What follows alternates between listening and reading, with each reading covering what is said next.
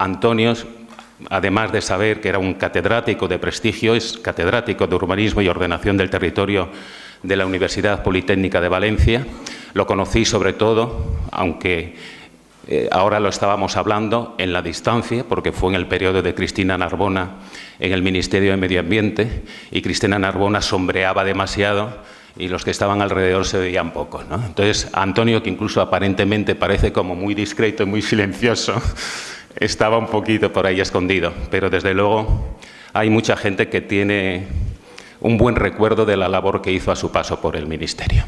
Así que, sin más preámbulos, le doy la palabra y la bienvenida a la zona. Bueno, yo he montado un poco la intervención desde la idea de que es necesario conocer para prevenir y para alcanzar los objetivos que se pretenden. Con lo cual, en mi intervención voy a hablar un poco de cuáles son los factores económicos que han imperado en los 30 años de democracia y que, por lo tanto, nos permiten predecir o prevenir qué puede pasar en el futuro. ¿Qué es esto del modelo territorial y cómo condiciona las ventajas comparativas que puede tener Asturias en una sociedad cada vez más compleja, en una sociedad ligada a este cambio global que cada vez tiene más incidencia sobre lo local, sobre lo cotidiano? Voy a hablar un poco sobre el tema del bienestar de la población, la sostenibilidad ambiental, la gobernanza, este palabra que se ha inventado a partir del año 2000 de Delors en la Unión Europea, planteó que no había buen gobierno en la Unión Europea y estableció un libro blanco sobre gobernanza, qué había que hacer para conseguir un buen gobierno para los ciudadanos. Hablaremos también de ese tema, para enmarcar lo que pueden ser los retos para Asturias a medio plazo en este escenario de cambio global al que antes me refería. Voy a comenzar con un tema que creo que es el que encuadra muchos de los objetivos, ahora también encuadra lo que están siendo los objetivos Unión Europea 2020, tras el fracaso de la Agenda de Lisboa por parte de la Unión Europea. Se están poniendo sobre la mesa nuevos objetivos que se supone que se aprobarán en junio, 5 grandes objetivos que tienen bastante que ver con la perspectiva económica y en concreto con el concepto de competitividad, y dentro de ese concepto de competitividad con aspectos algo tendenciosos. Esto es el resumen del Foro Económico Mundial de Davos, donde los empresarios, fundamentalmente estos índices se hacen con encuestas a empresarios y a economistas ligados a la línea liberal o neoliberal, pero donde se compara qué sucede en los distintos países. España está dentro del grupo de países más avanzados, lo que se llaman países innovadores, pero cuando opinan sobre qué pasa en los distintos aspectos que inciden en la competitividad internacional, España queda generalmente mal, salvo en 2 temas. Uno, en el tamaño del mercado, somos 46 millones de españoles, eso permite economías de escala importantes, y salvo en las infraestructuras. Y he puesto esta diapositiva precisamente por ese tema. Los propios empresarios reconocen que España en infraestructuras está a un nivel comparable a la de los países más desarrollados, a la de los países innovadores. Bueno, esta es la traducción de los indicadores que se recogían en ese esquema, y vamos a referirnos, los conceptos que antes señalaba, hace también referencia a estos indicadores. Cuando hablamos de competitividad siempre tenemos que comparar. La competitividad no existe de manera absoluta. La competitividad es soy más competitivo que, soy más capaz de vender a precios más bajos que, soy capaz de ampliar mis mercados más que. Por lo tanto, es importante comparar qué sucede en concreto me voy a referir en qué sucede en las provincias españolas, porque las comunidades autónomas no son un marco adecuado de comparación desde el punto de vista territorial, son muy disímiles unas de otras, mientras que en las provincias sí hay una mayor homogeneidad. Por lo tanto, voy a referirme siempre a datos provinciales. Bueno, en el caso de Asturias, provincia y comunidad autónoma coinciden, pero el marco comparativo siempre va a ser la provincia.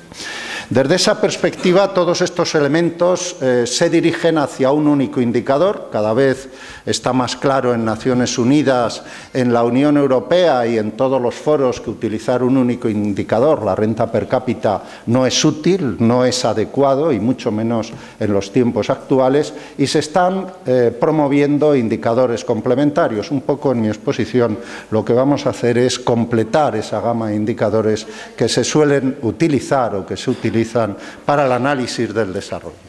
Bien, desde el punto de vista de la renta per cápita, Asturias pasó de una situación que estaba más o menos en la media española a los inicios de la democracia a una evolución donde todo el arco cantábrico pierde peso en el conjunto de España y también lo hace Asturias. Asturias pierde peso dentro del PIB español, pero desde el punto de vista de lo que es la renta, el PIB per cápita provincial, no es exactamente igual renta que PIB, desde el punto de vista de lo que es el PIB per cápita provincial, Asturias en el año 2006, que es en el último año en el que había datos cuando se realizaron estos trabajos a nivel provincial, se situaba del orden del 90% de la media española.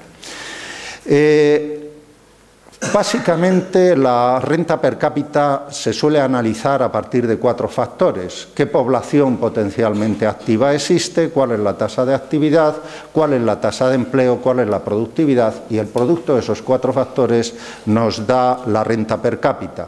El primer elemento, o el elemento fundamental en el desarrollo y en los potenciales de desarrollo de un país o de un territorio, es siempre el capital humano. Sin población no hay ni crecimiento, ni desarrollo, ni nada. Hay territorio sin personas, y sin personas no hay condiciones para la intervención. Básicamente, desde la perspectiva del capital humano, Asturias y en general todo el arco cantábrico ha tenido una dinámica relativa de crecimiento muy bajo. El crecimiento en España se ha concentrado en Madrid y en el litoral mediterráneo, así como en las islas. Asturias y en general el arco cantábrico ha tenido una reducción de peso en la población total. Y como podemos apreciar, son pocos los municipios de Asturias que han ganado población. Adicionalmente, Asturias tiene un nivel de envejecimiento bastante elevado. Está por encima de lo que es la media nacional y está también por encima de lo que es la media del arco cantábrico. Desde el punto de vista de la cualificación, el país, yo diría que en estos momentos tiene un sobreexceso y una inadecuación de titulados superiores. Habría que proceder a una reestructuración de lo que son los esquemas formativos y la cualificación de la población para la producción, pero lo cierto es que desde la democracia hasta ahora el número de universidades se han multiplicado, las comunidades autónomas han intervenido de una manera muy clara en este proceso, y también se ha multiplicado el número de personas que tienen titulación superior. En todo caso, Asturias está por debajo de lo que es el nivel medio nacional en cuanto a cualificación de esa población. Es decir, desde la primera variable, qué población tenemos y cómo está cualificada esa población, Asturias se encuentra en una situación relativamente desventajosa respecto a lo que es la media provincial española y, por lo tanto, lo que es la media de España. Otro aspecto donde también hay problemas objetivos, es en lo que se refiere a la tasa de actividad. Asturias está en el nivel más bajo de tasa de actividad de la población y adicionalmente en el periodo 78-2008 ha sufrido una reducción en la población masculina que está dentro de esa actividad y ha generado, igual que toda España, un incremento de la tasa de actividad femenina, pero también a niveles inferiores a lo que corresponde al nivel nacional. Luego también en el segundo apartado, es decir, en población potencialmente activa cualificada, en cuanto a tasa de actividad, también nos encontramos con una situación relativamente desfavorable respecto a lo que es la media provincial.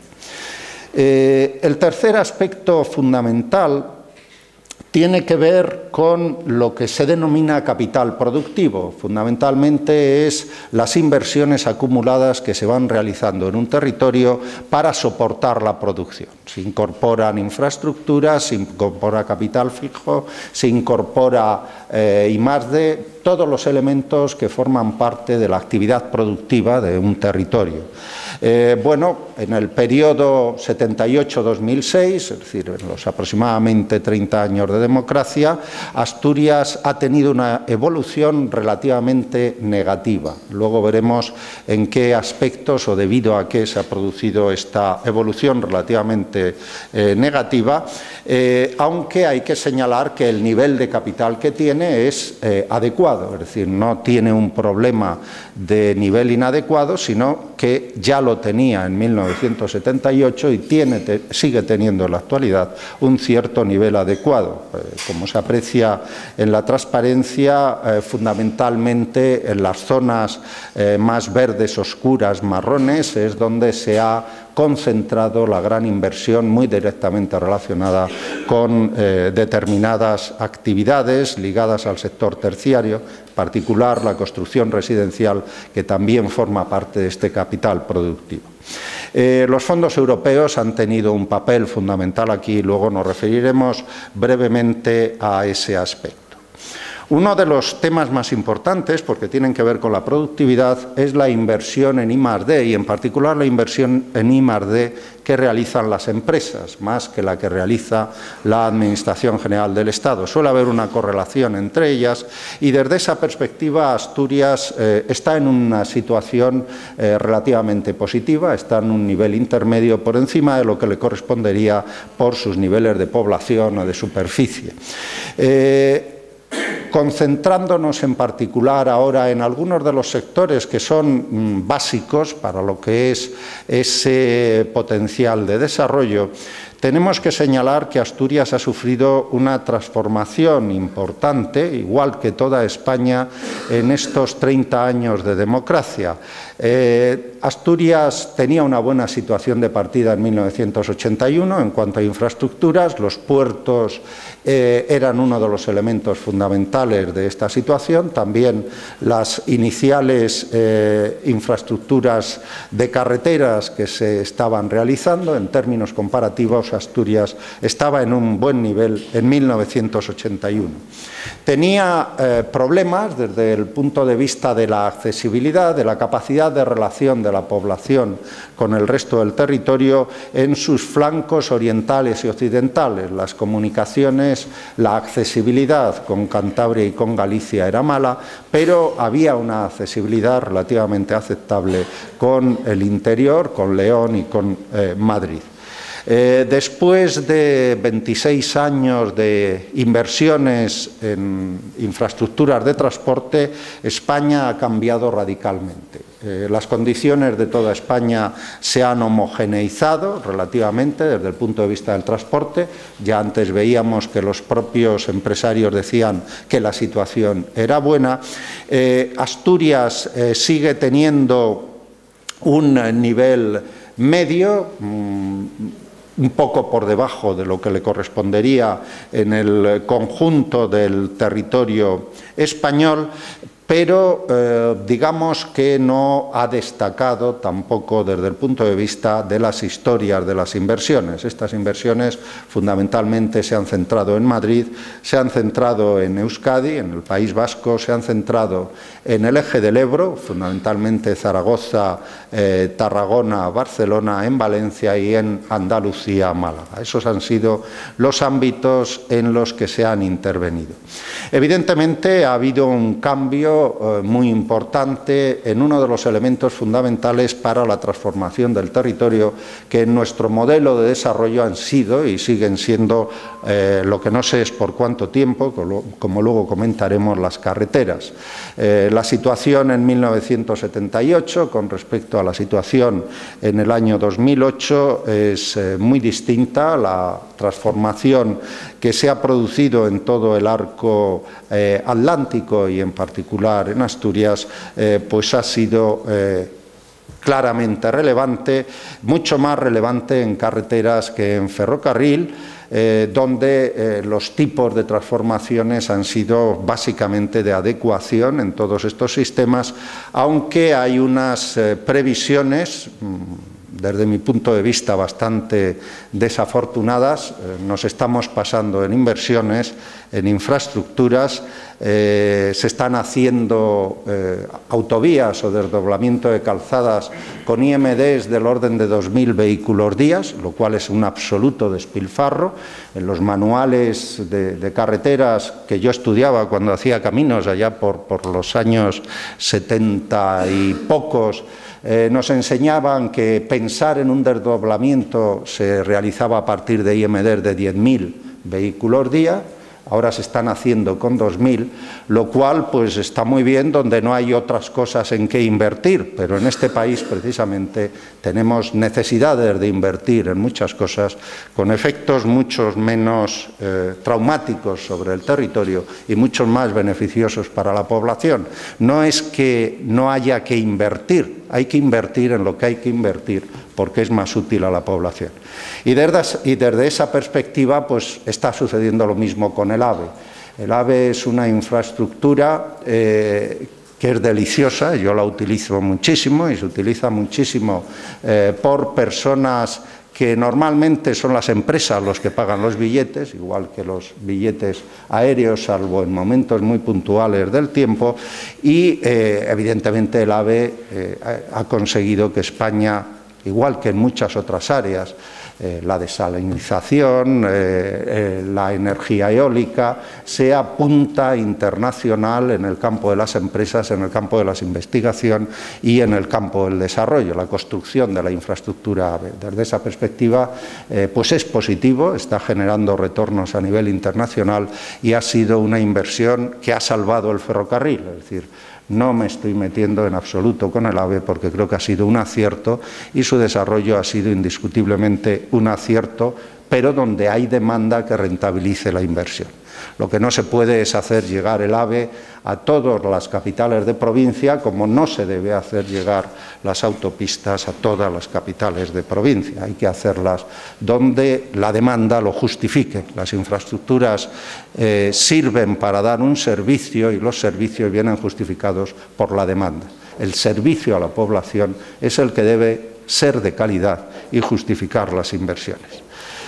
Bien, uno de los elementos fundamentales, de las ventajas comparativas fundamentales de Asturias son los puertos, y uno de los potenciales que hay que aprovechar hacia el futuro son precisamente estos puertos.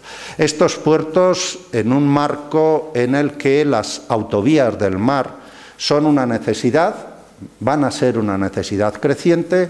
La globalización implica transporte, el transporte marítimo para mercancías es el más eficiente, es el que hay que potenciar, en ello está la Unión Europea y los puertos juegan un papel fundamental junto con el transporte de mercancías.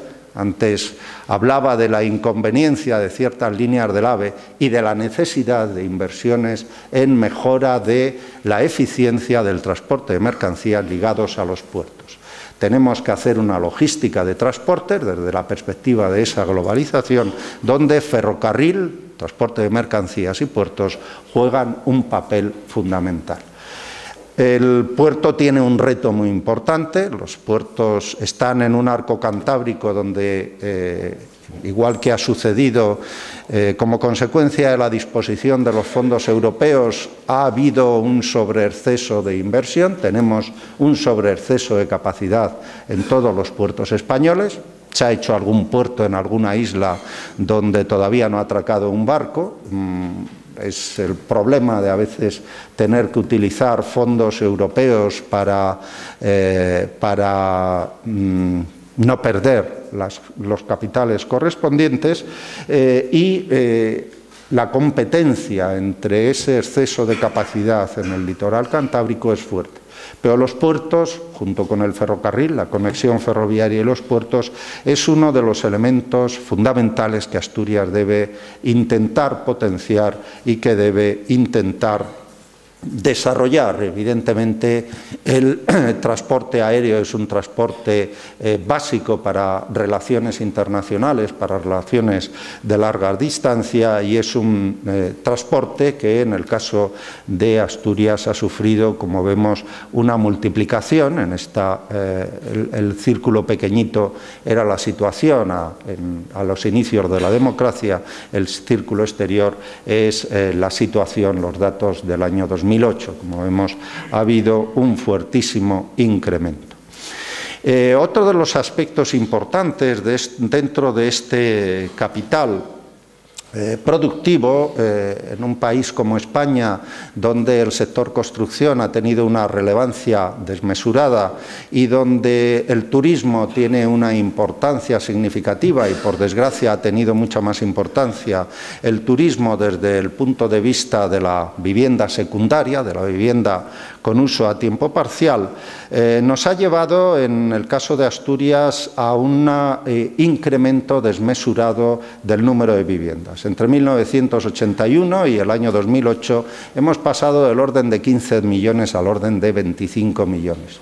Hemos construido más viviendas en estos años que Francia, Inglaterra, Alemania e Italia juntas, lo cual nos da una idea del despropósito de una carrera que no se sabía muy bien dónde pretendía llegar. El gran problema, que afortunadamente no se produce tanto en Asturias como en otras zonas del territorio español, es que la mayor parte de esas viviendas, los aproximadamente 6 millones de viviendas que tenemos que no son utilización principal, se utilizan del orden de 28 días al año. Es decir, tenemos 6 millones de viviendas, multipliquen el precio de esa vivienda por el precio medio que quieran para ver qué capital se obtiene, que se utiliza 28 días al año. Es decir, un mes, 11 meses están vacías, pero en esos 11 meses hay que tener la presión del agua a punto para que las viviendas puedan disponer del agua cuando alguien abra el grifo, con las pérdidas consiguientes en la red, que son importantes. Hay que tener la luz conectada con las pérdidas correspondientes en la red. Hay que mantener los viarios, los jardines, el mobiliario urbano, y de eso saben bastante los ayuntamientos, aunque esté muerto de risa, o lo que es peor, en muchos casos ni se mantiene, con lo cual hay un deterioro importante de la calidad. Valoren lo que eso significa, un mes de utilización de prácticamente el 23% del parque de viviendas que existe en este país. Ese es un problema que tenemos y que es un problema, y lo que voy a decir no suele gustar, pero ahora desde la universidad se puede decir, que nos lleva a una situación que va a molestar mucho a la población, pero que es inevitable. Los ayuntamientos van a tener que empezar a incrementar sensiblemente los IBIs.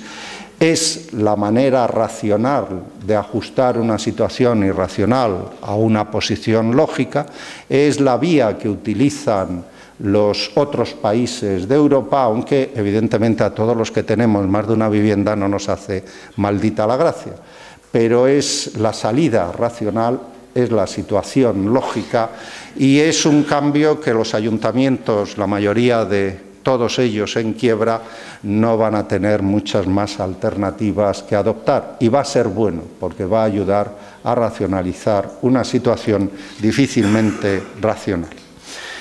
En el caso de Asturias la situación no es tan mala, no hay esa desproporción tan brutal que existen en las islas, fundamentalmente en el litoral mediterráneo y en el área metropolitana de Madrid, en la región funcional urbana de Madrid, para ser más exacto.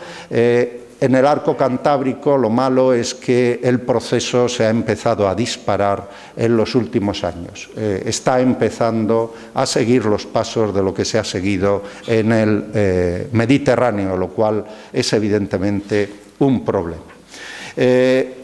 Al final, todos estos factores tienen que ver o se relacionan con lo que es el elemento fundamental de futuro de una economía. Una economía diseña su futuro a base de la productividad, es decir, a base de lo que es capaz de producir cada persona.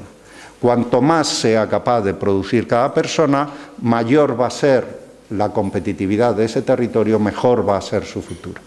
Uno de los problemas que ha tenido España desde prácticamente la democracia, pero en particular un problema que preocupa desde el año 1900, desde la salida de la crisis del 93, es el tema de la productividad. No solo a España, también a la Unión Europea. En el año 2000 la Unión Europea pone en marcha la Agenda Lisboa porque encuentra un gravísimo problema en el hecho de que fundamentalmente Estados Unidos está incrementando su competitividad y la Unión Europea cada vez está más lejos de los niveles de competitividad, de productividad de Estados Unidos. Pone en marcha la Agenda 2000 con un objetivo claro: ser el núcleo más competitivo del mundo, con los mejores empleos y el mejor medio ambiente. Bueno, en el año 2010 había que haber alcanzado esos objetivos. La crisis ha situado a la Unión Europea en el absoluto fracaso en la búsqueda de sus objetivos y por ello el haber ahora puesto en marcha el programa de Objetivos Unión Europea 2020. Bueno, como apreciamos, en 1997 España estaba aproximadamente en un nivel de productividad de 109, en el año 2005 había bajado aproximadamente al 101, desde el año 2005 al año 2008 se volvió a recuperar en parte productividad. La crisis ha trastocado, luego en el coloquio si quieren hablamos de la crisis, como la crisis implica reformular muchos de estos temas, no voy a hablar casi de la crisis, luego en el coloquio si quieren nos referimos a ella. España tiene un problema de productividad, hay que cambiar el modelo económico. Afortunadamente el Gobierno está en la línea de cambiar ese modelo económico. Aquí apreciamos en síntesis qué es lo que ha pasado desde la democracia, desde 1980 hasta el año 2008, con estas variables fundamentales que les señalaba. PIB per cápita, España ha tenido un crecimiento muy importante del PIB per cápita. Pero ha tenido un crecimiento muy importante del PIB per cápita, no por incremento de la productividad del trabajo, que como hemos visto está a unos niveles muy bajos, nada competitivos, sino fundamentalmente porque ha mejorado muchísimo, repito, hasta el año 2008, ha mejorado muchísimo el empleo, es decir, ha disminuido la tasa de paro, se ha incrementado la población entre 16 y 65 años y se ha incrementado la tasa de actividad. España estaba a unos niveles nefastos, fundamentalmente por la tasa de actividad femenina. Ha habido una verdadera revolución en cuanto a la tasa de actividad femenina y al incrementarse la población entre 16 y 65 años en relación a la media europea, al mejorar la tasa de actividad en relación a la media europea y al bajar muy singularmente y muy significativamente la tasa de paro, aunque no ha aumentado la productividad, se ha incrementado mucho la renta per cápita. Esto sería la síntesis de lo que ha sucedido en España a lo largo de esta etapa. Y volvemos un poco a qué ha pasado en Asturias. Bueno, Asturias, igual que todo el arco cantábrico, que sería el marco de competencia, digamos, en el que se mueve la provincia o la comunidad autónoma de Asturias de una manera más clara, Asturias se ha logrado situar a un nivel medio en el arco cantábrico, aunque ha perdido relativamente posiciones desde 1979 hasta el año 2006. pero respecto a España ha mejorado, ahora está por encima de la media de productividad de España.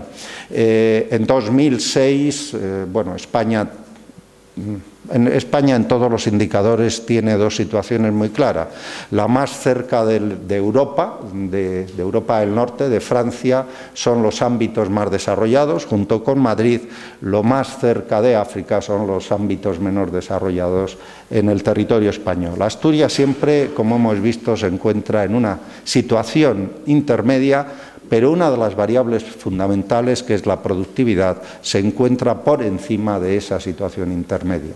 Asturias tiene poca población activa, pero la que tiene es muy productiva. Ese es un tema importante porque es una ventaja comparativa importante.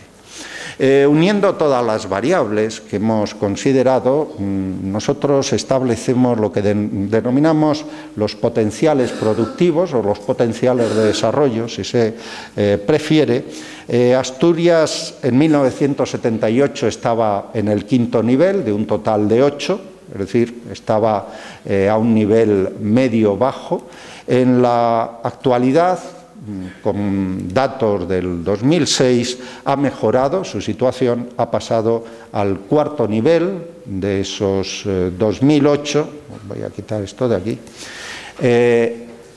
y por lo tanto, en términos relativos, en el conjunto de la democracia ha habido un avance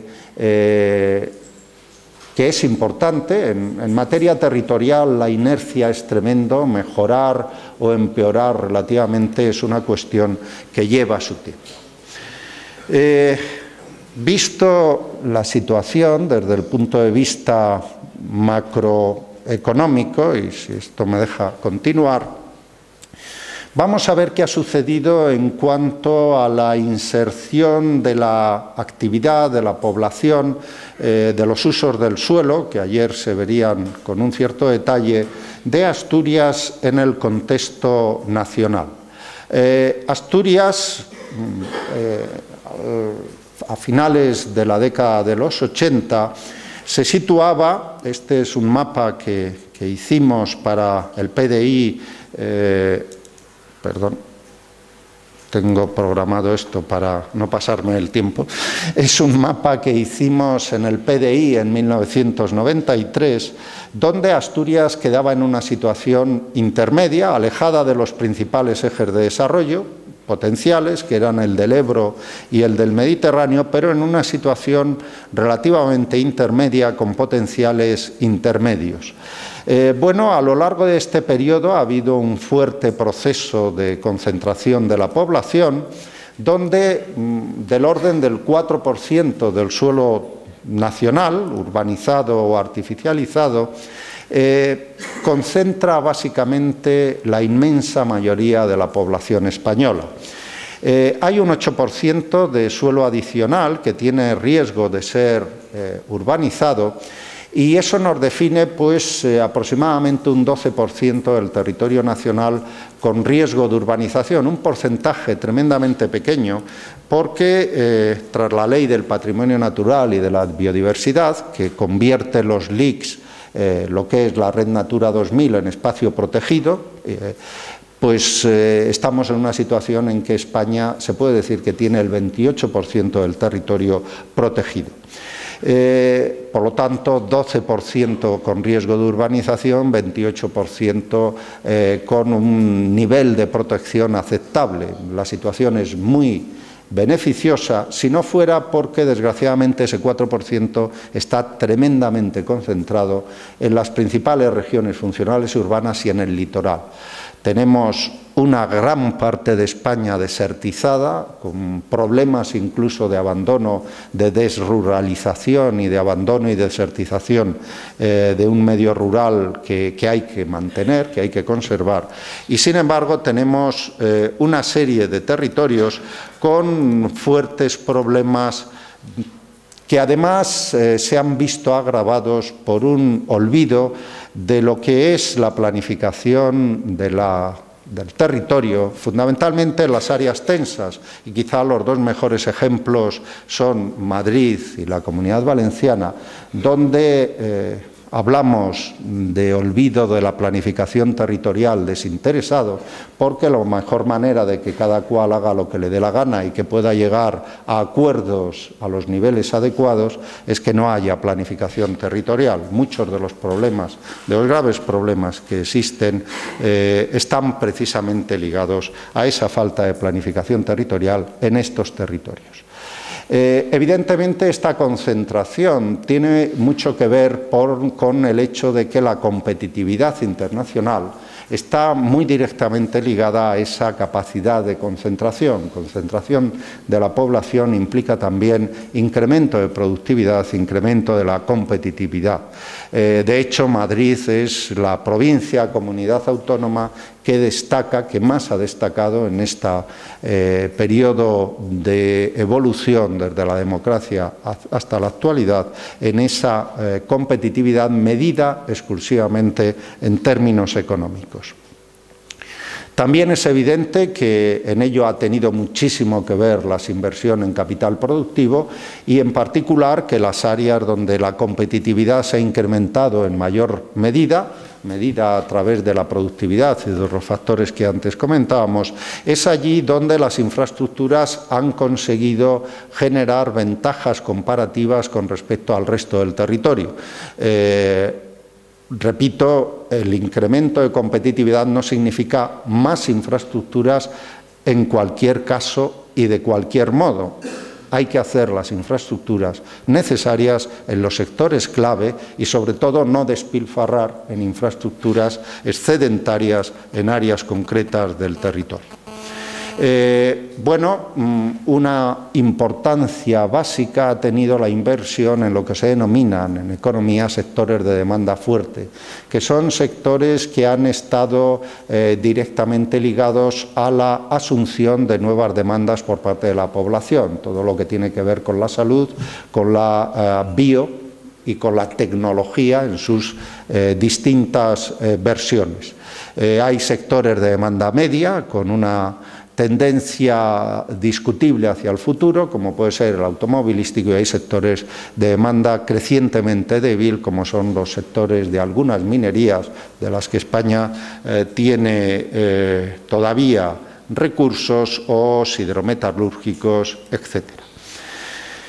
Un aspecto fundamental en el que España falla de una manera estrepitosa. Como antes he señalado, tenemos un porcentaje de titulados superiores de los más elevados del mundo, pero fallamos de una manera estrepitosa en la cualificación de esos titulados superiores como emprendedores, como innovadores, como empresarios.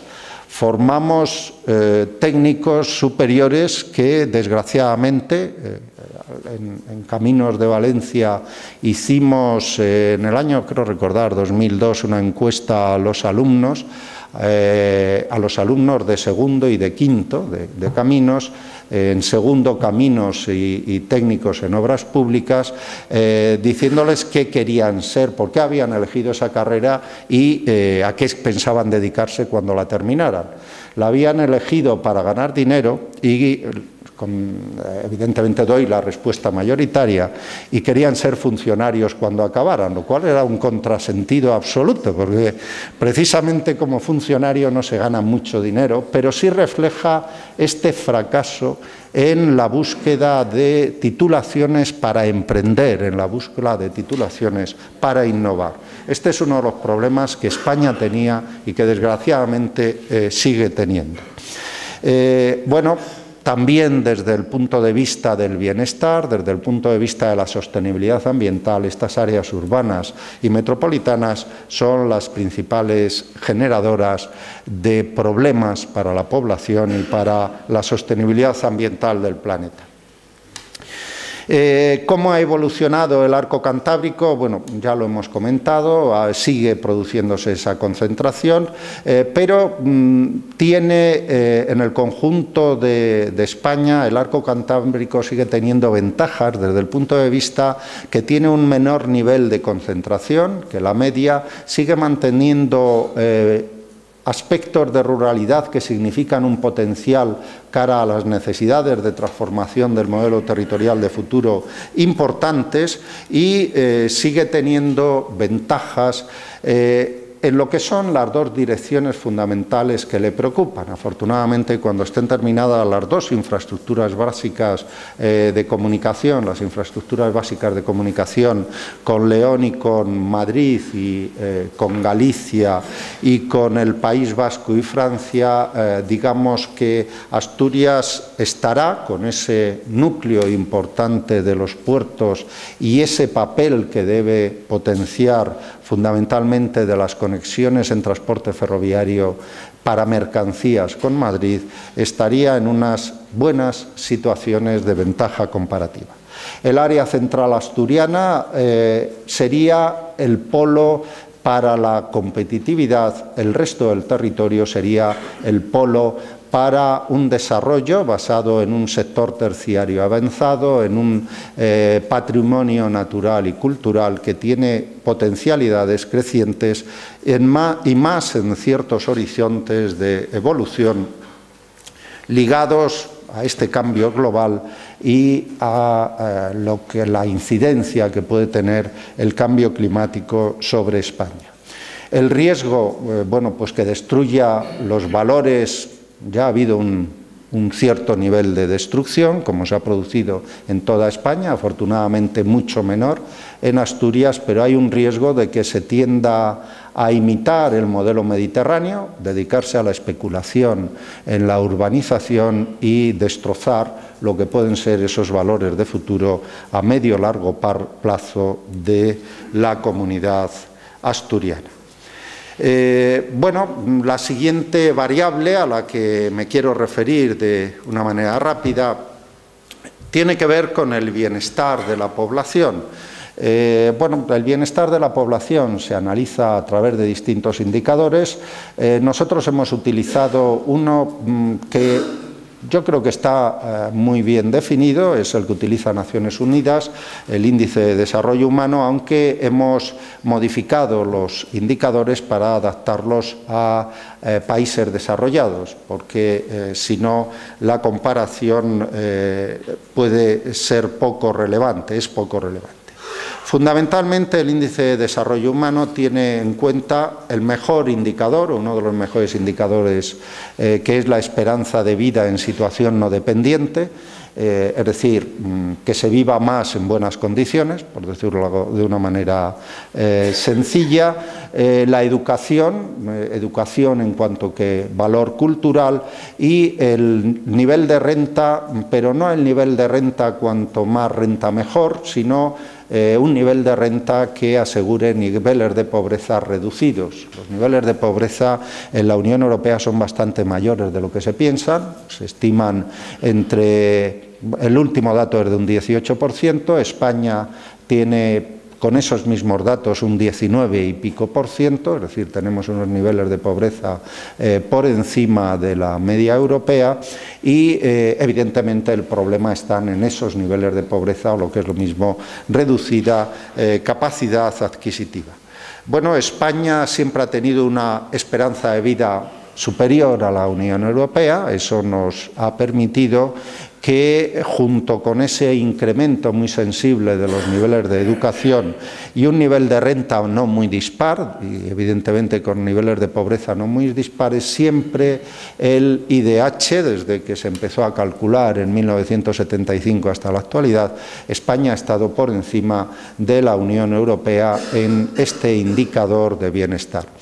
A nivel provincial en España, los mejores niveles se encuentran en estas zonas, como vemos en Burgos y el País Vasco, salvo Bilbao y Navarra, y en Madrid. Básicamente la explicación es un poco larga de por qué esto se produce así. Asturias se encuentra en un nivel intermedio, y se encuentra en un nivel intermedio tanto a nivel español como a nivel de lo que sucede en el arco cantábrico.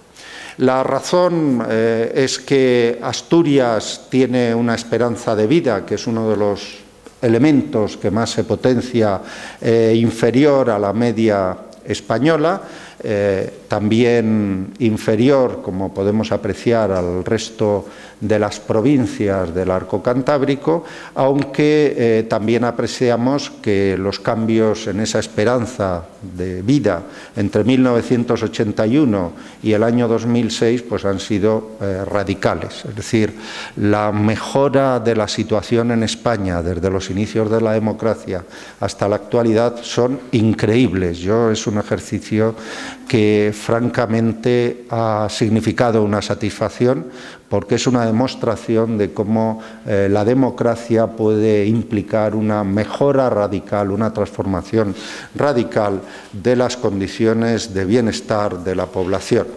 Y en esas condiciones de bienestar las comunidades autónomas también han jugado un papel fundamental. Ha habido una homogeneización, como luego veremos, en las condiciones de bienestar.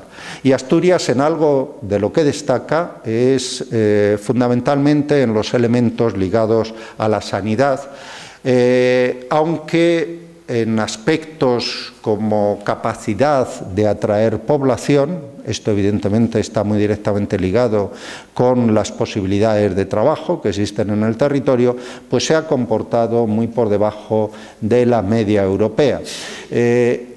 Antes decía que la esperanza de vida es muy buen indicador de bienestar. Otro indicador extraordinario es el saldo migratorio. La gente va a un territorio o la gente huye de un territorio cuando tiene condiciones adecuadas para vivir. Uno de los mejores indicadores de que en un país hay trabajo y se vive en condiciones es que la gente quiera ir a ese país o quiera ir a ese territorio. Evidentemente también la pobreza tiene que ver con el envejecimiento. Normalmente los mayores índices de pobreza se dan con el sector femenino de mayor edad, suele ser el colectivo más localizado en las áreas de pobreza y se da muy directamente ligado al paro o muy directamente ligado a la inactividad, aspectos en los que, como veíamos, Asturias tiene una cierta importancia. Otro elemento importante desde el punto de vista del bienestar se valora a través del acceso a una vivienda en alquiler. Asturias está en muy buenas condiciones, o a la capacidad de acceder a una vivienda en propiedad. Asturias, en ese sentido, está en una relación intermedia dentro del conjunto español, aunque ha evolucionado entre 1995 y 2006 bastante mejor que la media en el conjunto de España y la media en el arco atlántico. Es decir, podemos hablar también desde esa perspectiva de una situación positiva. Desde la perspectiva de la sostenibilidad ambiental, ya ayer se habló algo. Los indicadores agregados de sostenibilidad ambiental, como la huella ecológica, que es uno de los que suelen servir como referente complementario a otros indicadores, nos muestra que a nivel mundial el grave problema de la sostenibilidad en el planeta está muy directamente ligado al consumo de energía. Según este indicador, estamos en una situación de insostenibilidad, de no sostenibilidad, y básicamente en España, desde el Ministerio de Medio Ambiente, encargué un trabajo para homogeneizar los cálculos de huella ecológica que existían en distintas comunidades, de manera que pudiéramos comparar cuál era la situación en las distintas comunidades españolas desde el punto de vista de la sostenibilidad medida con este indicador. Este trabajo, yo creo que su utilidad no es en términos absolutos, las cifras son relativamente discutidas. Sí es útil desde el punto de vista de este indicador. España tiene unos niveles de insostenibilidad muy elevados. La huella ecológica, para que se entienda, sería el tamaño de una isla que necesitaría una familia para poder vivir, reproducirse de manera sostenida en equilibrio con el medio. Eso sería un poco el concepto de huella ecológica. Cuando este indicador es superior a 1, pues significa que hemos pasado a niveles de insostenibilidad. España tiene unos niveles de insostenibilidad, o lo que es lo mismo, consume recursos y contamina en mucho mayor medida de lo que le permitiría el territorio de que dispone. Necesitamos casi 3 Españas para mantener el ritmo de consumo y el ritmo de contaminación que tenemos los españoles. Es una situación complicada. En esto yo a los alumnos les digo, es como un coche. En el coche se puede ir sobre-revolucionado, en la zona roja del contrarrevoluciones, y el coche va más deprisa. Lo malo que tiene es que casca. Es decir, lo que te dicen en todos los manuales, no te metas en la zona roja, que por eso está en roja, o métete solo poquito, porque si no el motor casca. Bueno, pues el riesgo que tenemos es que el motor termine cascando. Bueno, Asturias, la verdad es que está en una situación, como apreciamos, mejor que la media española, y además en los últimos 10 años que hemos hecho los cálculos, Asturias ha mejorado su sostenibilidad, lo cual es un aspecto a valorar, teniendo en cuenta que Asturias es uno de los centros donde, por motivos históricos y por motivos de recursos, tenemos algunos de los principales focos de emisión de CO2 a la atmósfera, de contaminación, que junto con esas grandes regiones urbanas constituyen uno de los ámbitos de problemas respecto al futuro. Respecto a un futuro que ya se hablaba ayer se hablaba del problema del cambio climático. En Valencia, en el año 2007, el IPCC presentó los resultados. Como se comentó ayer, voy a ir muy deprisa. En síntesis, nos hablaban de permitir que la concentración de CO2 en la atmósfera supere las 450 partes por millón, nos llevaría seguramente a incrementos de temperatura media superiores a los 2 grados. Esos incrementos de temperatura media son peligrosos, pero si llegamos a las 650 partes por millón, y eso es factible, no solo factible, sino que es la tendencia en la que nos encontramos, la temperatura superaría los 4 grados, y eso no es que sea peligroso, es que no se sabe lo que puede ser.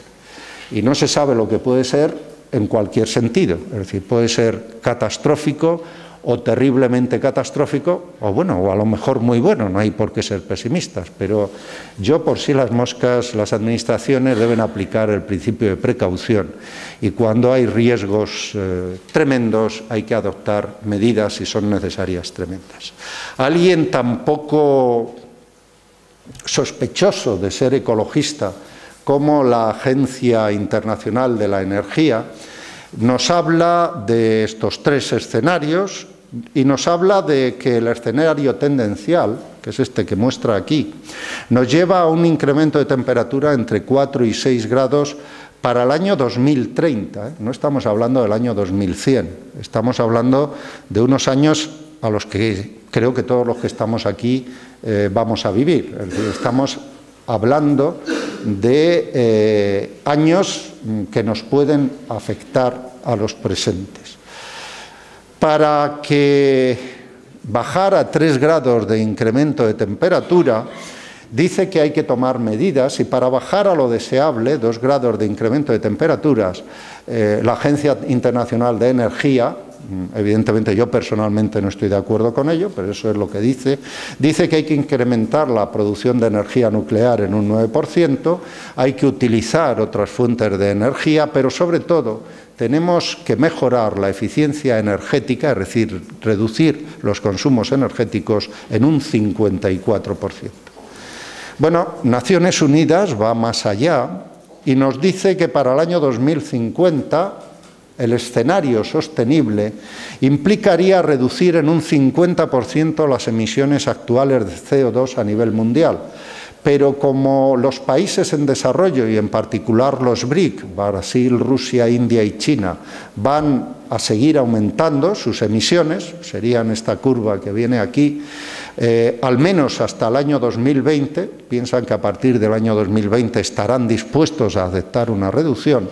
Los países desarrollados para el año 2050 tendríamos que reducirlos cerca de un 85%, es decir, España tendría que reducir sus emisiones en un 85% con respecto a los niveles de 1990 para el año 2050. Tenía el compromiso en Kioto de incrementar como máximo un 15% para el año 2012. Esta es la evolución. Hay que recordar que el señor Aznar no se creía, la verdad es que sigue sin creérselo por lo que dice de vez en cuando, que esto del cambio climático fuera en serio.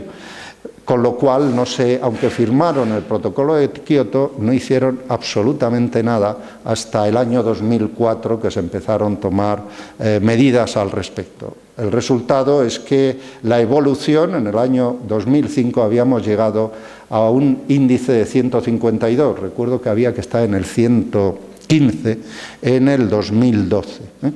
Se consiguió estabilizar con las medidas tomadas las emisiones, los niveles de emisiones y afortunadamente la crisis al menos ha ayudado a reducir esas emisiones junto con las medidas, aunque evidentemente a un precio demasiado alto. En la actualidad estamos en un 130 aproximadamente de nivel de emisiones y luego hablaremos de las esperanzas de futuro. Voy a ir muy deprisa porque ya andamos mal de tiempo. Antes hablaba del tema del buen gobierno. Evidentemente se necesita un buen gobierno en ordenación del territorio. No ha sido así, la ordenación del territorio ha sido un relativo fracaso en España. Afortunadamente, Asturias, en este sentido, ha sido una comunidad autónoma ejemplar, fue de las primeras que aprobó una ley, la primera que aprobó unas directrices de ordenación del territorio, las primeras que elaboró un plan de protección de la costa, la primera que estableció los 500 metros, la primera que tuvo un PORNA articulado en condiciones, aunque el desastre hasta época relativamente temprana en estos procesos ha sido fuerte, afortunadamente en los últimos años se está empezando a tomar medidas que tienden a corregir esta situación que no puede considerarse positiva. Evidentemente es desastroso que comunidades autónomas como Madrid o la Comunidad Valenciana no tengan un plan de ordenación del territorio, no tengan la definición de lo que deben hacer cada municipio. Hay municipios en la Comunidad Valenciana donde las calles de un municipio a otro no terminan chocando con las edificaciones del municipio al lado. Parece incomprensible, pero lo que es incomprensible es que tras 30 años de haber asumido competencias y de haber dicho todas las comunidades autónomas en sus propias leyes que iban a hacer su plan de ordenación del territorio o sus directrices o sus estrategias, la situación sea que el 40% de la superficie española no tiene todavía ningún instrumento de ordenación del territorio, ningún instrumento de racionalización del crecimiento, de los usos del suelo, de la articulación. Y evidentemente la problemática en las costas es particular, sobre todo, como vemos, en zonas donde, repito, no existe plan de ordenación del territorio. Asturias tiene una situación, gracias a ese POLA, al Plan de Ordenación del Litoral Asturiano, tiene una situación claramente ventajosa, tanto en el arco cantábrico como en lo que afecta al conjunto del territorio español. Tiene una superficie protegida, la verdad es que menor que la media nacional, está en el intervalo general de esa media, pero tiene, como vemos, una media por encima del arco cantábrico y además con un porcentaje de espacios naturales protegidos con figura de gestión relativamente elevado. Hay que señalar que en parte se debe a que el Parque Nacional tiene ese instrumento de gestión, y el Parque Nacional es una parte muy importante de los espacios protegidos del Principado, pero la situación es así. Y yo quería destacar un aspecto importante en el que también Asturias, en los últimos años sobre todo, ha hecho una apuesta por lo que significa. Como saben, la UNESCO tiene la figura de la Reserva de la Biosfera. Esta figura ya está recogida en la ley española, el patrimonio natural y la biodiversidad, e implica un compromiso de los ciudadanos, de los municipios, de la comunidad autónoma, de optar por un tipo de desarrollo sostenible, además con un cierto riesgo de que se quite la protección, riesgo que va creciendo. Afortunadamente España promovió que eso fuera así, y Asturias es una de las comunidades que más ha apostado y que más ha avanzado en términos relativos en la adopción de esta figura. Espero que la comunidad autónoma y la consejería y viceconsejería que están presentes hagan honor a ese compromiso y consigan que estos territorios, que es una parte muy sustancial de Asturias, opten por ese modelo, porque además pienso que realmente ese es el futuro para el territorio. Bueno, voy a ir a la penúltima diapositiva, voy a saltarme. Bueno, esta sí la quería poner porque hace referencia a qué tiene que hacer o cuáles son los retos actuales de la ordenación del territorio, de la planificación territorial y municipal. Pues básicamente cada vez hay una mayor regulación a nivel internacional. Evidentemente los procesos de adaptación al cambio climático son fundamentales, y ahí hay dos elementos básicos: la planificación del transporte y la planificación energética. Fundamentalmente tenemos que hacer referencia a esta planificación energética como objetivo fundamental y a la planificación del transporte como elemento básico de intervención. Planificación del transporte que exige nuevos enfoques en la planificación y gestión territorial. Eso implicaría y exigiría una nueva planificación para el área central y las principales áreas urbanas, un tratamiento particularizado del litoral y una potenciación de lo que es el patrimonio natural y cultural. Obviamente hay que continuar con la puesta en valor y con la preservación de estos elementos. Ayer ya se hablaba, la ciudad dispersa, las nuevas urbanizaciones tienen, en vivienda unifamiliar, tienen unos costes externos tremendamente elevados y unos costes de oportunidad elevados. Yo no digo que no se deban hacer, pero sí hay que exigirlas nuevos condicionantes desde el punto de vista de que paguen todos los costes que generan. Eso significa que tienen que hacerse responsables del transporte público y de los servicios de transporte público, que tienen que hacerse responsables de esas pérdidas en el abastecimiento, en el saneamiento, en la energía, es decir, nueva urbanización en vivienda unifamiliar, sí, pero al coste que tiene. Y al coste que tiene significa que al menos el conjunto de la sociedad no estará subvencionando a los que están generando graves problemas para el futuro del conjunto de esa sociedad. Bueno, aquí había puesto algunas prioridades, no las voy a comentar, simplemente el PowerPoint se queda a disposición de María Luisa, y me imagino que todos los que quieran acceder a él podrán acceder sin ningún problema. Vienen algunas de las medidas que se proponen de manera específica. Y para terminar, bueno, yo he hablado de prospectiva, ahora se habla mucho de prospectiva, pero la prospectiva no es ni catastrofista ni no catastrofista. La prospectiva explora futuros posibles. ¿Cuál va a ser el real? Pues depende de lo que hagamos cada uno de nosotros, porque el futuro se construye con lo que hacemos cada día. Y ese es el reto que tenemos todos los ciudadanos. Nada más y muchas gracias.